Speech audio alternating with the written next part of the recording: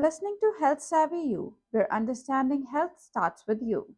I'm Dr. Navjot Buttar, a dental surgeon, health communication epidemiologist, and your friend on the journey to better health literacy. In every episode, I break down complex health info, teach you how to spot fake health tips, and share practical tools to help you think clearly, ask smarter questions, and make confident health choices. Keep listening because becoming healthier shouldn't feel out of reach, it should feel empowering.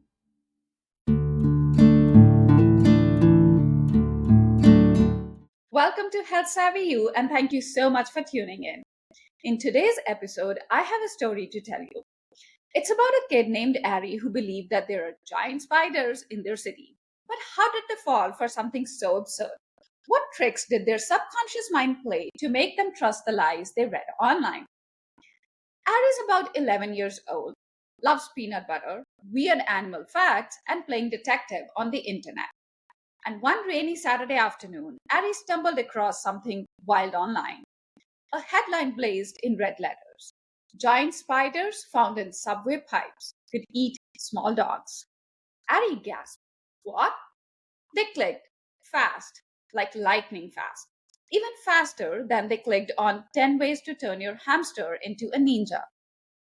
Now, here's the thing: the spider story, total nonsense, made up, not even a single nibble of truth. But Ari didn't know that yet. This story isn't just about Ari, it's about why Ari clicked. Why so many of us, smart, thoughtful, educated folks, fall for strange, shaky, even dangerous stuff online. Spoiler alert: it's not because we are dumb, it's because our brains were built for jungle and not TikTok. Let's start with what happened to Ari's brain in that moment. Imagine your attention is a flashlight. You think you control where it points, right? Wrong. Most of the time, our attention is hijacked. Our brains are wired to notice what's shiny, loud, scary, fast, or emotional. That headline about subway spiders, it hit all buttons. Novelty, check. Scary, check. Kind of gross but fascinating, double check. This is called attentional capture, when something grabs your attention without your permission. It is like a raccoon breaking into your brain through the back window. You didn't invite it there, but it is there, chewing through your thought process.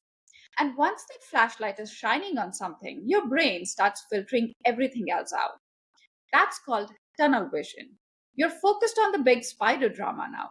Even if just a scroll away, there's another post from an expert saying, hey, actually, that is fake. But you don't even see it. It's not your fault. Your brain just shut the windows, drew the curtains. Now, let's talk about cognitive load or busy brain problem. It's basically brain clutter. When you're scrolling through cat memes, checking a group chat, watching a video, and thinking about what to eat for dinner, your brain's juggling flaming swords. It can't juggle forever. So when it sees a sensational post, it goes, that feels true. Let's go with it. Your brain wants shortcuts. It wants comfort. It wants to survive that next scroll. That's how even smart folks miss clues, ignore sources, or fail to say, hold on, is that actually real? Our attention isn't limitless. It's like a phone battery on 5%. When you're tired, distracted, or flooded with content, you're more likely to believe the first thing that sticks. And social media, oh, it wants you busy. Bright colors, autoplay videos, countdowns, dancing cake slices, your brain never gets the break. The next part is the trick of choice. It messes with your sense of self. It's also called illusion of choice. Ari thought they chose to read the spider story, but guess what? The algorithm chose it for them. It learned that Ari likes weird animals, bold fonts, and stories that go boom. So it served that headline on a shiny silver platter. We all think we are in charge of what we see online, but really, algorithms are like invisible butlers pushing dishes we have liked before. Would Madam like another plate of fear? Would Sir care for some outrage with his lunch? So the stuff we think we're choosing? No, it's the stuff that's choosing us. Ever heard of choice blindness? It's when people believe they made a choice even when they didn't. And then they defend it. We might see a shocking post, half read it, like it, and later defend it without realizing we never really chose it. We just sort of went along for the ride. And all of that happened to Eri. A big, scary headline, a little bit of fear, a tired brain, an invisible algorithm. And that's it. Ari's flashlight of attention was hijacked. No time to fact check, no room to doubt. Just click, react, share. And that, my friend, is how even the sharpest brains get tangled in the web of misinformation. But wait, there's more to this tale. Comes in Ari's mother, who said, "Sweetheart, I think those were just Photoshop spiders." But something weird happened. Because even after Ari found out the spider story wasn't true, Ari still kind of believed it. Just a little. In the back of their brain. Like a leftover feeling they couldn't shake. Why? Well, let's open the door to the next big set of reasons people fall for misinformation. Let's start with a brain trick called confirmation bias. It's like when your brain hires a bodyguard who only lets in thoughts that agree with you. See, Ari had always been very sure that cities are full of creepy stuff like rats doing yoga. So, when the subway spider story showed up, Ari's brain was like, yes, this fits everything I already believe. Come on in. Even when someone tells you, actually, that's not true, your brain gets defensive. Like it's saying, how dare you challenge my beautiful, cozy worldview? It's not just Ari. We all do this. Confirmation bias is like wearing invisible glasses that blur out anything that disagrees with us. It makes things feel true just because they fit within our existing worldview. But it gets sneakier. Let's talk about a brain bug called the illusory truth effect. Fancy name, simple idea. The more you hear something, whether true or false, the more you start to believe it. Seriously, just repeat a lie often enough and your brain starts whispering, hmm, sounds familiar, must be true. Even if you know it's false, even if someone warned you against it. So let's go back to Ari. After that first spider post, guess what happened? The internet, our tricky, shape shifting villain, kept sending more of the same. More headlines. Subway spiders are mutating. 10 real animals that could be lurking in your pipes. Doctors warn. What's crawling under cities could shock you. Each headline made Ari flinch just a little less. Each one felt more familiar.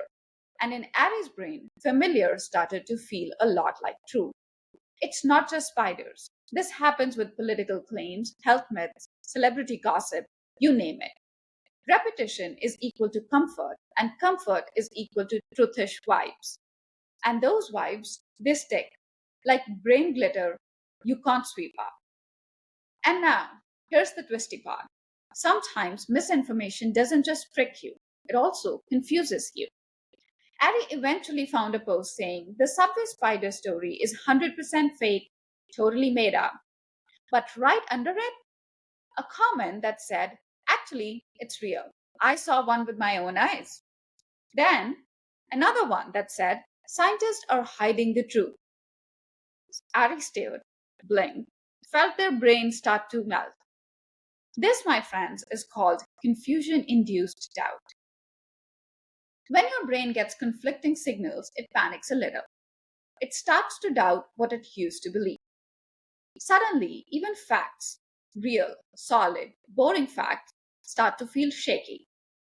And here's the thing, the more confusion, the more your brain might start leaning towards the lie instead of the truth. Because lies are often wrapped in confident, dramatic, shiny packaging. Truth is usually more subtle, plain, and boring. So Annie was left sitting on the couch, brain spinning, and snack forgotten. They weren't sure anymore about spiders, about cities, about truth itself.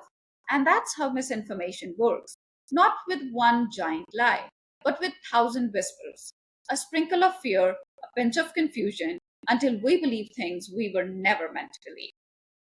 But how does this keep happening? Well, friends, pull up your blanket because it's time to uncover the third set of big reasons people fall for misinformation. And this one's all about our brain's love for patterns. Let me explain. You see, the human brain is basically a detective that never takes a day off. and constantly asking, why did that happen? What caused this? Are those two things connected? Even when nothing actually connects them. And Ari was no exception. Earlier that week, Ari had a stomachache, a bad one. It started right after lunch.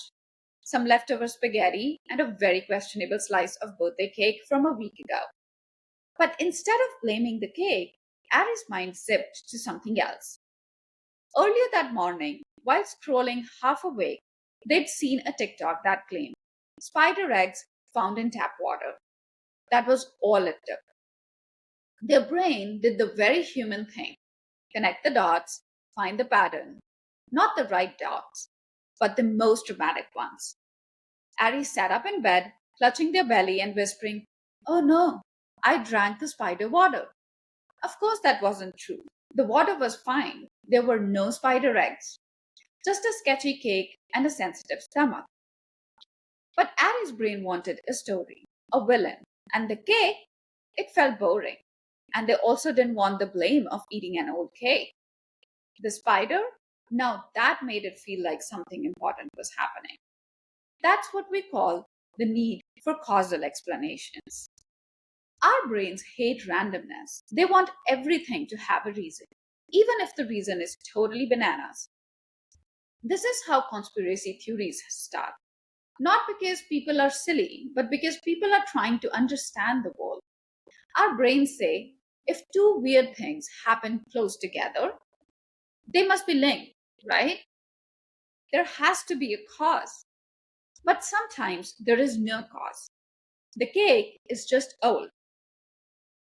Now, let's talk about bounded rationality. Another big word, but hang on. It's easier than it sounds. Bounded rationality means our brains are smart, but not unlimited. We use heuristics or tiny mental shortcuts to get through the day. Like, if it looks official, it must be true. If lots of people are sharing it, it must be important. If it feels right, it probably is. These shortcuts are helpful when you're trying to cross a busy street or pick the least gross cafeteria hot dog. But online, with misinformation flying around like glitter in a fan factory, heuristics can lead us straight into confusion or even worse. Addie once shared a post without reading the whole thing just because it looked smart. Fancy words, a graph, some red arrows. Later, their mom pointed out it was full of errors. Addie blinked, but it felt true. Exactly. Heuristics are fast, but not always wise. And then there's the silliest sounding brain trick of all: pareidolia. I literally had to practice its pronunciation, and I'm not sure I still got it right. But the concept is simple. It means our brains see patterns where none exist. You've probably done it. Ever spotted a face in a cloud? Or thought that your toast had Jesus on it? Or convinced yourself that three random events were clearly a part of larger plot? Yeah, that's pareidolia. Our brains are built to connect dots, even if there are no dots.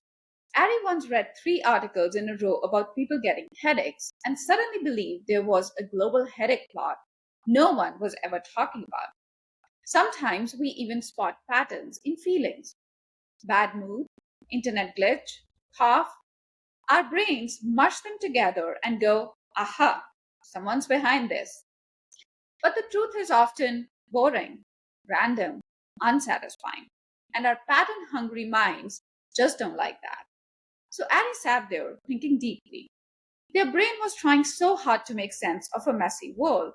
But now Addie had a secret weapon: awareness. They started whispering to themselves like a little scientist. Just because it happened doesn't mean it's connected. Feeling true isn't the same as being true. My brain likes patterns, but I can double check them. Pattern recognition makes us human, he knew, but wisdom is knowing when to pause. The next morning, Ari didn't wake up thinking about spiders. They were thinking about people. More specifically, why some people believed the spider story so strongly even after they saw it wasn't true. Ari remembered what their neighbor, Mrs. Ortega, had said on the stoop. I don't care what those health scientists say. My cousin's foot swelled up like a balloon. That spider was real. And old Mr. Keeney at the barber shop, he just grunted. I trust people I know, not some lady on the TV with the graphs. Ari had heard this, and slowly it started to click. Why do people believe things that don't make any sense? Well, here's a big one. We are wired to believe people, especially close to us, more than experts or institutions. It's not a flaw or foolishness. It's human and it's for our survival. Long ago, way before phones or schools, our ancestors survived by trusting their neighbor. If your neighbor said, "Don't eat that berry," you never asked for data. You just didn't eat that berry. That is how you stayed alive. But now we are living in a giant world where truth comes from scientists, doctors, and health departments we have never met. That's hard for our old brains. We still lean towards the voices nearby. Ari saw it happen in real time. When Mrs. Ortega's cousin said her foot swelled up, no one asked for proof. They just nodded. Makes sense. The spider's back. Never mind that the doctor from the community clinic had already posted a video explaining the rash was from a rare plant allergy and not a spider at all. Still, people shrugged. I believe my cousin. Why? Because cousin feels real. A video, a flyer, an email from the health department, that feels far away. And here's the thing about reality. We like to think it's just facts, but often it's stories we have heard so many times. We stop questioning them. If everyone on your block says the spider came in through the drains, and someone even swears they saw it scurry out of the sink, well, suddenly it feels true. Not because you saw it, not because it's been proven, but because you have heard it enough, and you have heard it from people you trust. That's what psychologists call the social construction of reality. We build our sense of what's real using other people's bricks. Ari realized that as they stood in the line at the bodega, three people in front were chatting about the spider again, and every new person added a new detail. It was the size of a plum. My uncle said it nested in someone's mailbox.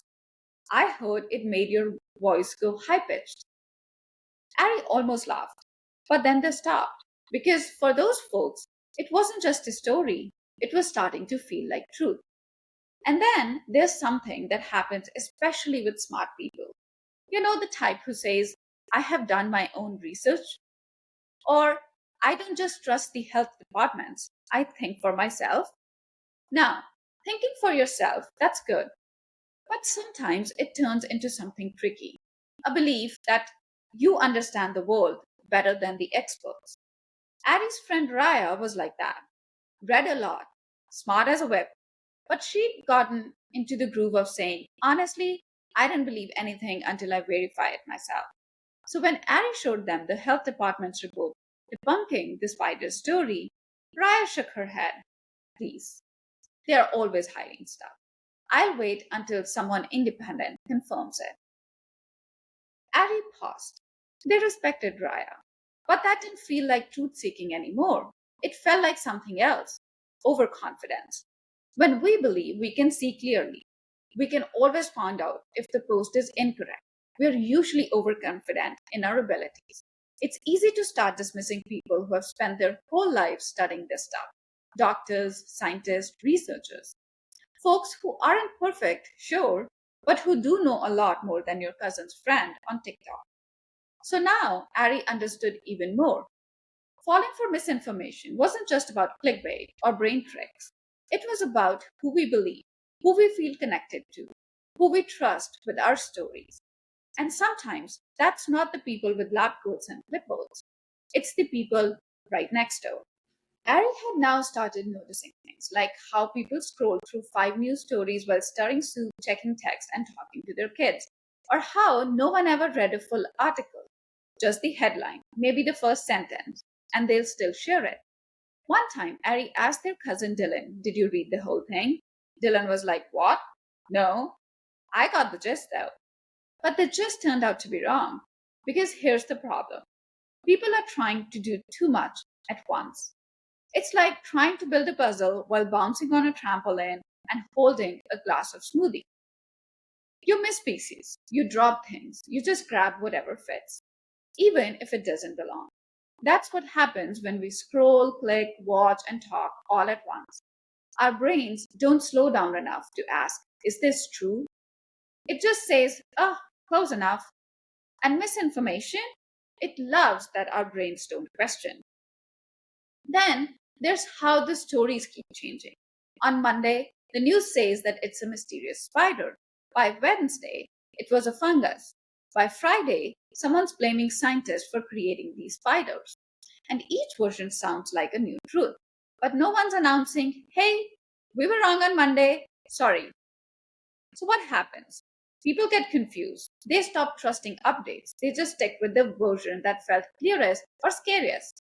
Like Ari's neighbor, Mr. Kinney, who said, they keep changing the story.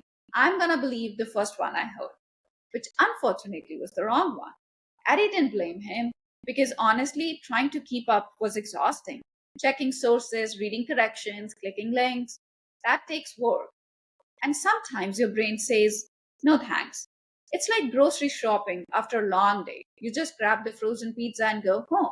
Same with facts. When you're mentally tired, you don't investigate. You guess, you feel, you trust your gut. And many times, your gut is wrong.